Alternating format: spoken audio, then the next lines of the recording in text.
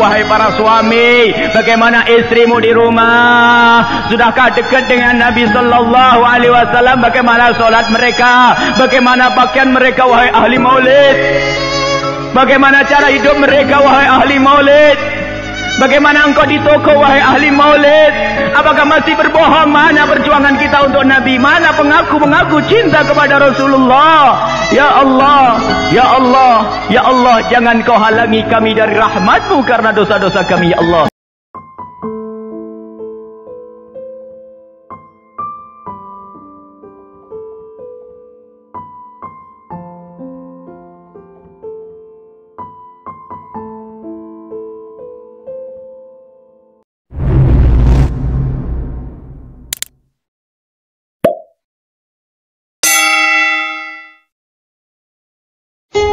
Nabi Muhammad sakit saat itu, Nabi Muhammad keluar dari rumah beliau, dibantu oleh Sayyidina Ali dan Fadl ibn Abbas, dibantu oleh Sayyidina Ali dengan Fadl ibn Abbas. Rasulullah datangi ke masjid yang saat itu Sayyidina Abu Bakar menjadi imam. Kemudian saat Nabi Muhammad datang, Sayyidina Abu Bakar mundur ke belakang.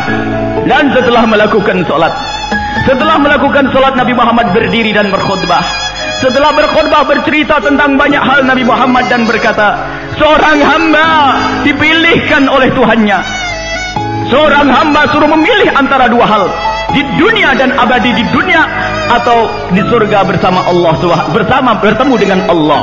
Pilihannya adalah di dunia atau bertemu dengan Allah Subhanahu wa taala. Maka hamba yang ngerti akan memilih Allah.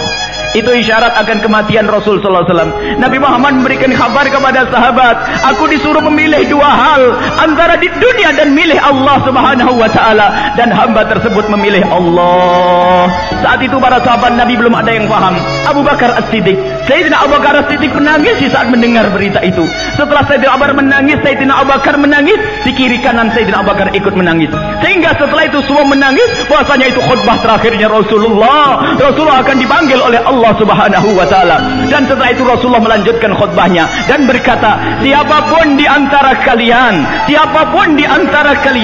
yang pernah aku sakiti atau aku ambil haknya, apapun aku zalimi, kalau ingin mengkisos, menuntut, sekarang saatnya. Sebelum aku menghadap Allah, aku tidak ingin menghadap Allah dengan kezaliman. Siapapun yang pernah aku sakiti, silakan, sekaranglah waktunya untuk menuntut.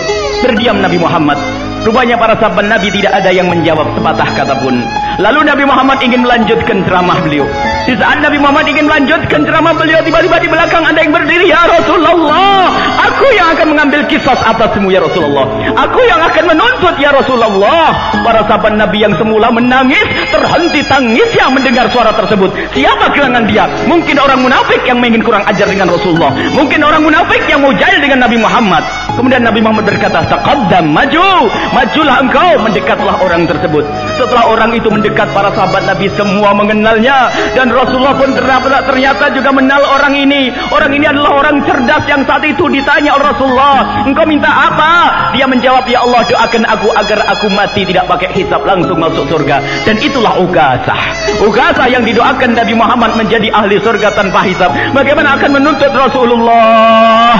Dia berkata, aku akan tuntut ya Rasulullah. Kemudian mendekatlah Ukasah. Sayyidina Ali yang ada di kanan Nabi, Sayyidina Fadl bin Abbas yang ada di kiri Nabi tidak terima. Ya Rasulullah, biar aku yang tanggung apa yang akan dia lakukan untukmu, aku tidak rela.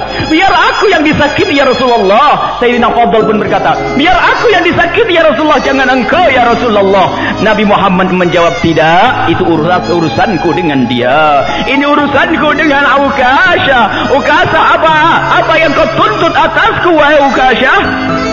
Ukasah berkata, ya Rasulullah, engkau masih ingat waktu berada di perang Badar, saat engkau meluruskan barisan perang, engkau telah engkau telah memukulku dengan tongkatmu, dan ketahuilah pinggangku sakit sekali ya Rasulullah, dan sampai hari ini pun masih aku rasakan sakit.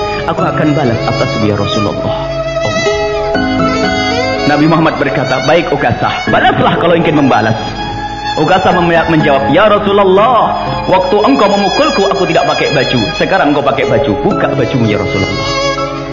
Akhirnya dibukalah baju Rasulullah sallallahu alaihi wasallam. Ya Rasulullah, engkau dulu memukul dengan tongkat, aku tidak punya tongkat. Diambil, diberikan tongkatnya Rasulullah. Pukullah aku dengan tongkatku. Akhirnya kuasa ukasa memegang tongkat tersebut. Lihat, memegang tongkat tersebut dan digoyang-goyangkan tongkat tersebut. Sekali, dua kali digoyangkan tongkat tersebut, dan ternyata setelah itu tongkat dibuang dan dipeluklah perut Rasulullah sallallahu alaihi wasallam. Dipeluklah perut Rasulullah. Kemudian Rasulullah berkata, Ukasha, apa yang kau lakukan ini? Ya Rasulullah, ya Rasulullah, aku merasa bahwasanya ini akhir-akhir kehidupanmu ya Rasulullah. Sungguh ya Rasulullah, aku ingin sentuhkan kulitku di saat kau masih hidup ya Rasulullah. Allah, kecerdasan orang yang mencintai Nabi sallallahu alaihi wasallam. Ini yang harus kita hadirkan, makna kecintaan kepada Nabi Muhammad sallallahu alaihi wasallam. Dan juga ada namanya Ibnu Dithinah, Zaid Ibnu Dithinah. Zaid Ibnu Dithinah adalah salah satu sahabat Nabi sallallahu alaihi wasallam yang saat itu oleh Abu Sufyan dipukuli, disiksa, dicabut telinganya, matanya, suruh mengingkari Nabi sallallahu alaihi wasallam. Suruh keluar dari agama Nabi Muhammad, tidak.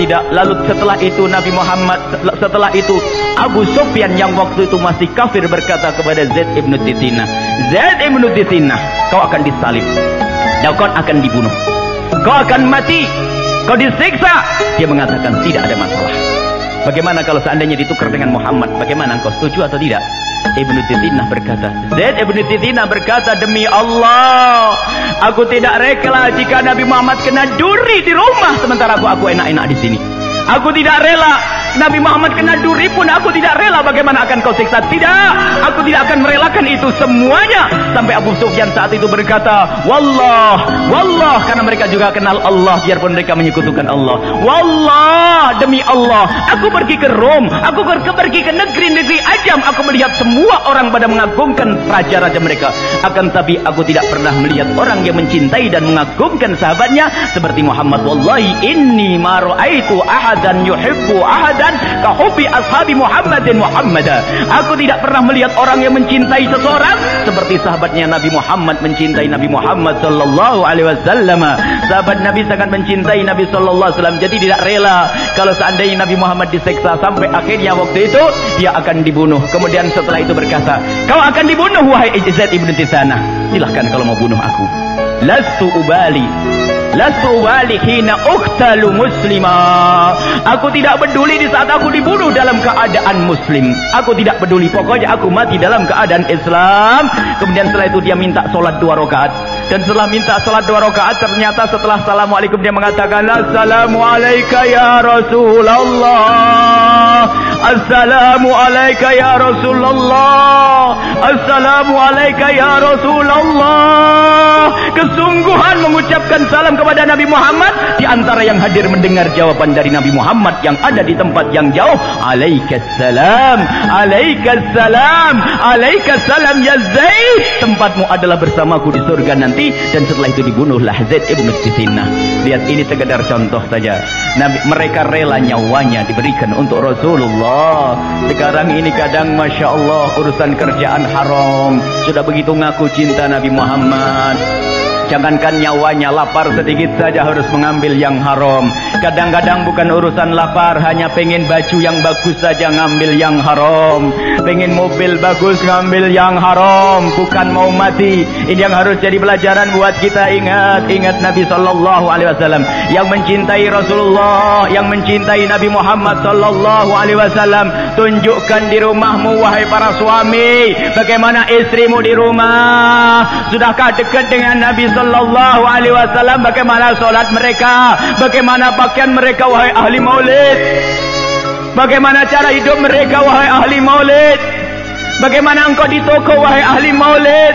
Apakah masih berbohong? Mana perjuangan kita untuk Nabi? Mana pengaku cinta kepada Rasulullah? Ya Allah, ya Allah, ya Allah, jangan kau halangi kami dari rahmat-Mu karena dosa-dosa kami ya Allah. Kami banyak dosa ya Allah, akan tapi kami melihat kemurahan-Mu, maka kami mohon dengan kemurahan-Mu ya Allah, berikan kepada kami kecintaan yang sesungguhnya kepada kekasih-Mu Nabi Muhammad, sehingga kami di rumah kami bisa menjalankan syariat kekasih-Mu Nabi Muhammad. Di rumah kami kami suami istri yang saling mencintai karenamu ya Allah. Para wanita-wanita yang menutup aurat mereka ya Allah, yang menjaga hubungan mereka dengan sesama ya Allah, yang bisa berbuat bakti dan berbuat baik pada suami. Suami yang tidak zalim, hei pencinta Nabi Muhammad. Suami yang suka zalim kepada istri bukan bagianmu surga Nabi Muhammad.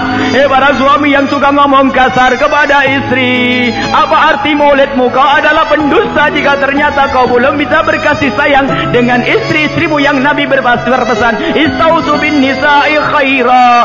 Para suami, ingatlah wanita-wanita, perhatikan mereka, ajarai mereka yang benar wahai para suami. Wahai para istri, ingatlah Nabi Muhammad pernah berkata, banyak wanita masuk neraka gara-gara apa? Yakfurnal ashir, tidak pernah terima kasih pada suami. Yuktirna syikat, banyak mengadu.